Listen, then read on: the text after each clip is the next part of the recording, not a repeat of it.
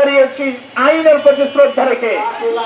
যে ব্যক্তি ইচ্ছাকৃত ভাবে নিজেকে আইন শৃঙ্খলার যথাযথ প্রয়োগ করার জন্য আমি প্রশাসনকে শাস্তির দাবিতে আজকে মানববন্ধন বিভিন্নভাবে হত্যা করা হচ্ছে। তার ভিতরে লক্ষ লক্ষ সাইফুল ইসলামদের পরিবারের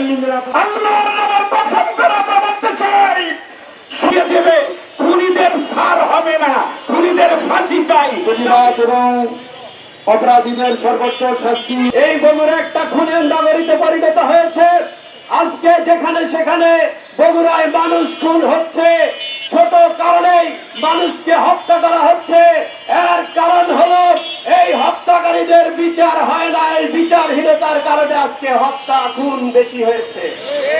সংগ্রামী ভাইয়েরা আমার, আমরা আজকে এই মানববন্ধনে দাঁড়িয়ে কয়েকটি দাবি রাখতে চাই। আমাদের 1 নম্বর দাবি হলো, যারা আমাদের প্রিয় ভাই সাইফুল ইসলামকে নৃশংসভাবে হত্যা করেছে, খুন করেছে, অনতিবিলম্বে তাদেরকে গ্রেফতার করতে হবে। দ্বিতীয় নম্বর দাবি হলো, যাদের গ্রেফতার করা হয়েছে, যাদের গ্রেফতার করা হবে, যারা এই খুনের সাথে জড়িত, তাদেরকে ধরে অচিরেই বিচারের সম্মুখীন করতে হবে।